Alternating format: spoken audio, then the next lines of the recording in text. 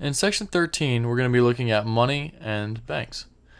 So first, we're going to figure out what is money, where did it come from, and then what role do banks play in dealing with this money. I'm sure you've probably heard of the term barter before, and I know you've actually bartered at one point in your life. Barter is when we have a direct exchange of one good for another. So there is no use of money. There's no money in this transaction. I'm sure as a kid we were at lunch sometime and you said to another kid, hey, I'll give you my pudding for your chocolate bar. Or I'll give you my banana for your broccoli. I'm sure you probably tried to give a kid your carrots for their pudding, but the other kid said no. And thus you did not barter. So barter is just whenever you trade one good for another good. Money has three distinct characteristics. First is a medium of exchange. So that means it can be accepted as payment for goods or services. So instead of bartering, you give them this currency. You give them this money. It can also act as a store of value. So that means you hold it over some time period so that in the future you can use it to purchase something. And lastly, it's used as a standard of value. So it helps for comparison to measure the prices between different goods and services. One of the great things that money allows is specialization in production. Because now I can say I'm an economist, I get paid in money. If I am a shipyard worker, I'm getting paid in money. If I am a president somewhere, I'm getting paid in money. And the idea is I can take the money wherever. I can go to the supermarket and they will receive that money. And I could trade them money to get whatever goods and services I desire. There are many types of money. The first time the U.S. had actual paper currency was when we printed greenbacks in order to finance the Civil War.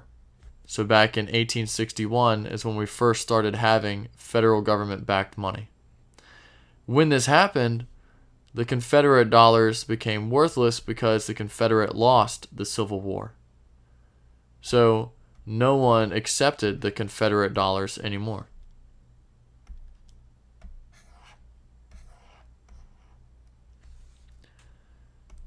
When we're looking at the money supply here, we're thinking about if we were to measure the total amount of all the money that is within the economy. So whenever I say money, I'm just saying anything generally accepted as our medium of exchange. So that first characteristic we explained. You can use this in exchange for some type of good or service. Now, most of you most likely have a transaction account.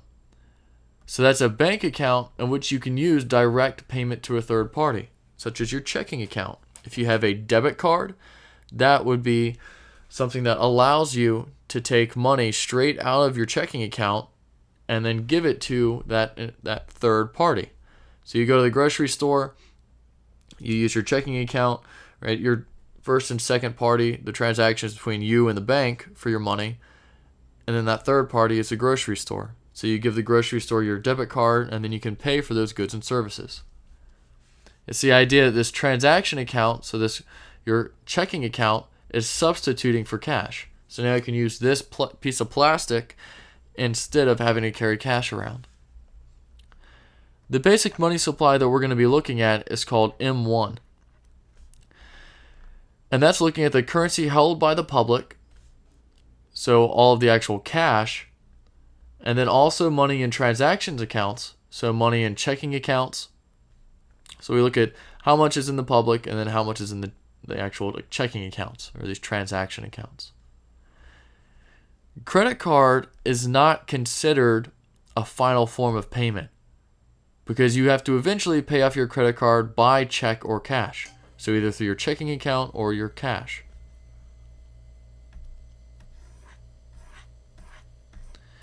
Here we can see more and more of the entire money supply here is becoming transactions account balances. So more and more people are using checking accounts and debit cards. But we still have a very large portion as cash. and then a very small portion people use as traveler's checks.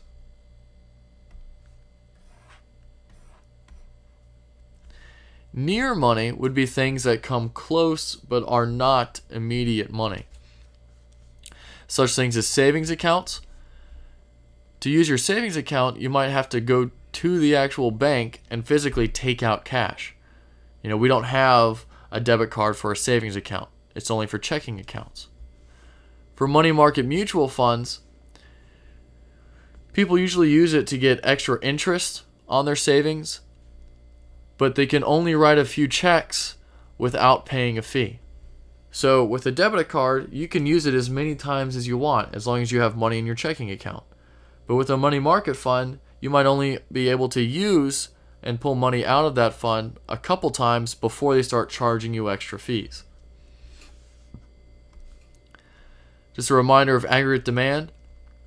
We're looking at the total quantity of output demanded at our different prices over some time period.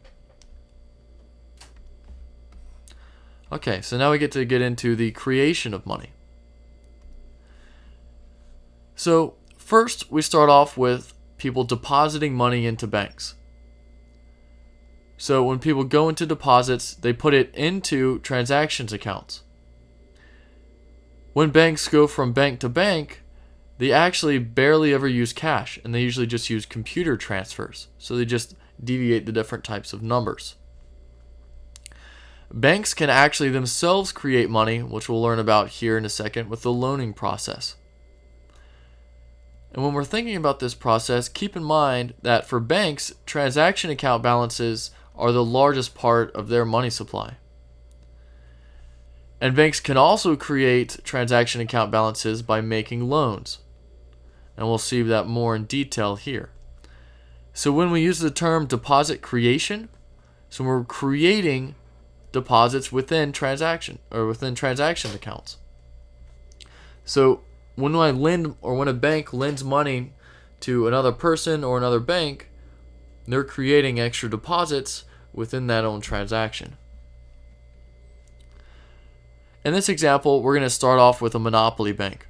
Remember, monopoly means you have one supplier. So since we have one supplier, there's only one bank in this example right now. Okay, so we start off when you, the individual, deposit $100 into your account at University Bank. So University Bank is our monopoly bank. It's our sole bank within our example. Then University Banks lends that $100 to Campus Radio. So when the bank gives that $100 to Campus Radio, so when the bank lends $100 to the Campus Radio, that is when it is creating money. Because it took your $100 and then gave it to this other Campus Radio person, or this third party, this Campus Radio. So now in our economy, if we were to look at it, you as the individual, you have $100 in your bank, but now this Campus Radio also has $100 it just got from their loan. So before you went to the bank, the economy only had $100 that was in your hand. After you deposit it, you then have $100 in the bank, per se, and Campus Radio now has their $100 in their hand. So now the total economy has $200. Now, in this example, the bank did not reserve any of your deposit. So they took the $100 you gave them and then lent out the full $100. If it were to keep some of that money, those would be called reserves. So that's when the bank actually holds assets. And usually there are obligations to how much of those deposits they actually have to hold. Okay, so right now Campus Radio has the $100. Now Campus Radio goes over to Atlas Antenna and then wants to buy something from Atlas Antenna. So now, once Atlas Antenna has the money, they may prefer to deposit into its own checking account at that bank. So this way, the bank continues to hold the entire reserves for both you and Atlas, who now have $100.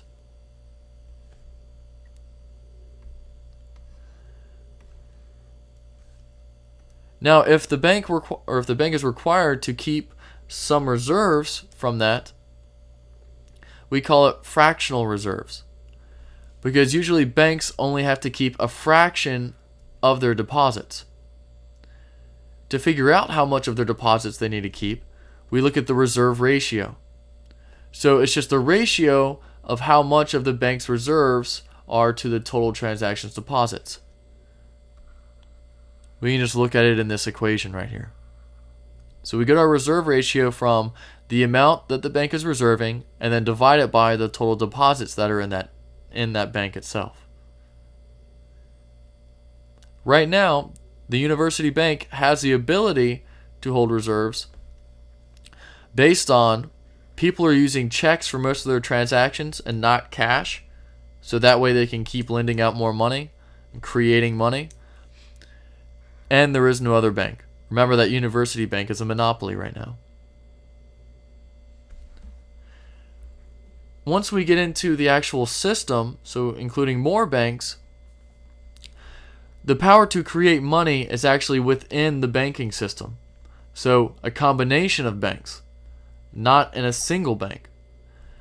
We have something called the Federal Reserve System, or usually referred to just as the Fed, and they regulate the bank lending. So they set whatever reserve requirements are required or are needed for each bank.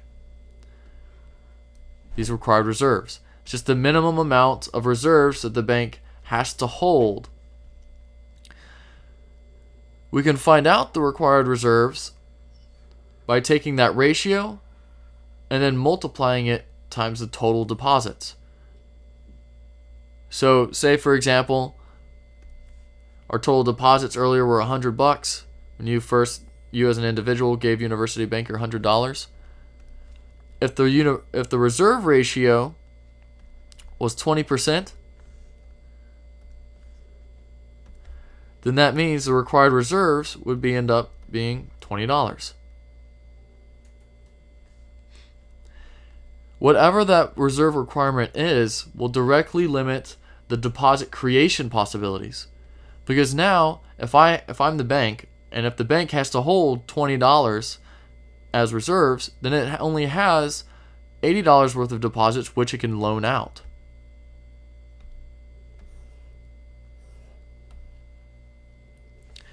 That $80 left over is what we call the excess reserves.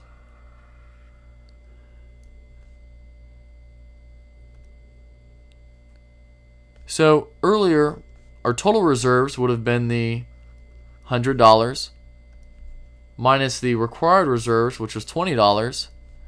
So we were left off with excess reserves of $80. So we can make additional loans in our example of $80. So when we introduce this multi-bank world or multiple banks within the economy, then we're going to look at how much excess reserves are in the entire banking system instead of just specific banks. So the key now is looking at these excess reserves because they are the source of bank lending. So each time a bank makes a loan, it creates new excess reserves for another bank. This is when we get a money multiplier. So we're multiplying each time someone makes a loan by the amount of money within that loan. So we just look at the number of deposit dollars within each loan and then how much they can create from $1 of excess reserves from using that loan. To get our equation for the money multiplier here, we just take 1 and then divide it by the required reserve ratio. So if it was 20% in our previous example, right, 20% is equal to just 1/5. So our money multiplier would have been 5.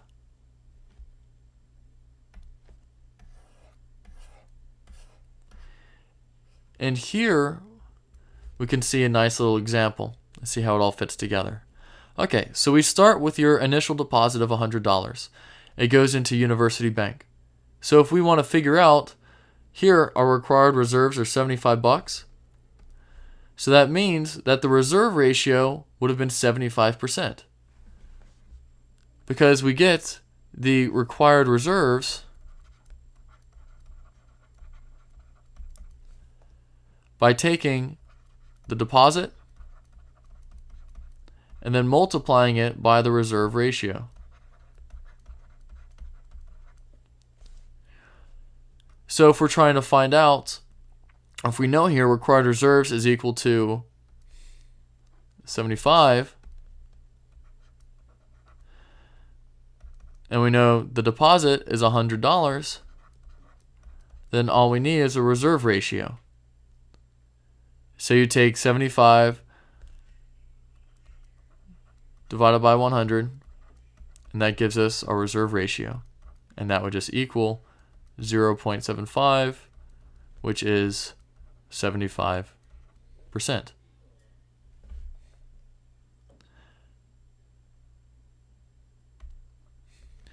So now, if we want to figure out how much is required to keep here, so we find out the 100, multiply it by 75%, find out required reserves are $75. So that means this university bank here can loan $25. So they loan that $25 to Bank 2. So now we need to figure out, all right, how much can Bank 2 then loan out? Take the required reserves, so $25 times 75%, that gives us 18.75. So whatever's left over, 25 minus 18.75, gives us our excess reserves. So,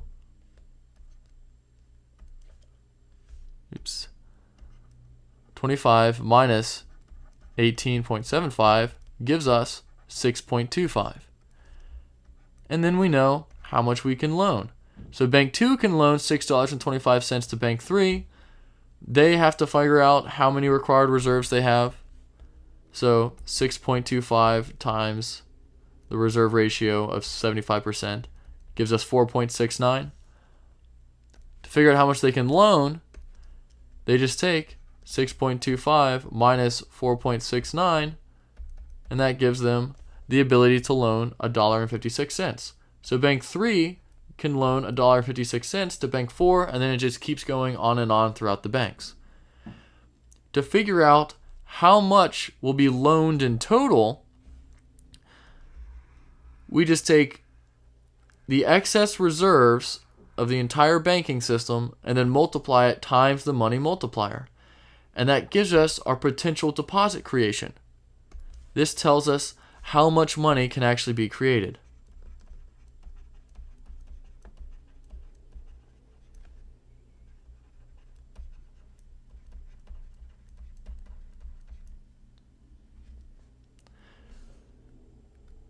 And this is keeping with the idea that each bank can only lend an amount equal to the excess reserves it has. So here, Bank 1, the university bank, could only lend $25. Bank 2 could only lend $6.25. Bank 3, $1.56. So they loaned the full $1.56.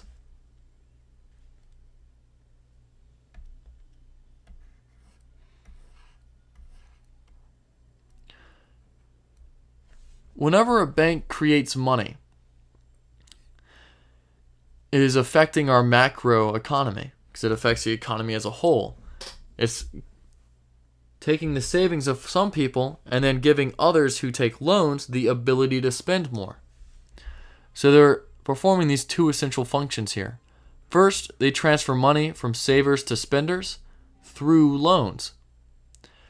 And then they also create additional money by making loans in excess of their total reserves when you look at the system as a whole. So whenever they make a loan, it's used to purchase output, so it'll increase consumption spending. When we have an increase in the money supply, so increase in loans, increase in people spending money, that will most likely increase aggregate demand. So if the money supply goes up, aggregate demand goes up.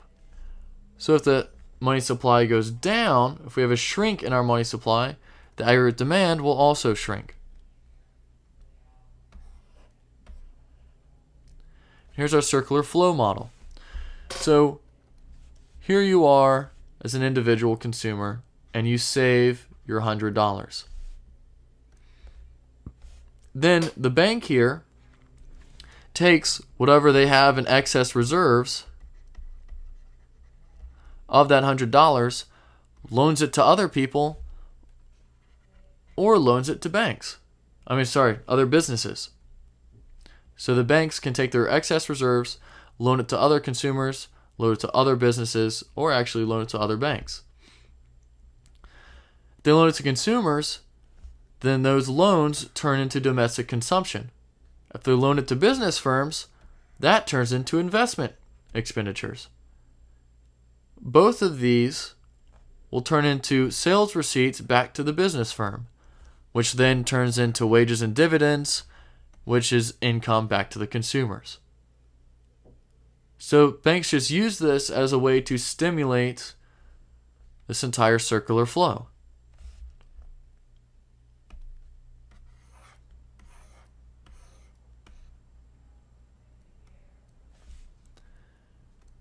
So the idea is that this banking system here can control the desired level of the money supply, so they can expand or reduce loan activity for however much they want to. And it's the idea that our money supply, I'll write in black, make it easier for you,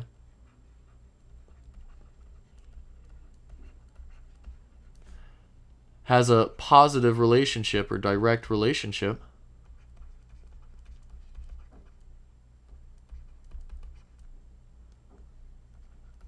with our aggregate demand. So if money supply goes up, aggregate demand goes up. But we can have some constraints on this money creation. If people just hold cash and they don't put it in a bank, then banks cannot actually acquire or maintain reserves to lend any money. Plus, if no one wants to borrow any money, then there's no money deposit creation because no one wants to borrow money.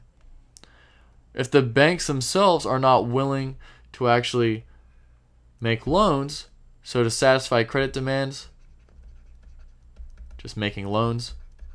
So if a bank doesn't want to make loans, then that also will keep the money supply from changing. And the government can also limit how much money creation can actually occur. And they do so by regulating the banks. And that is the end of section 13.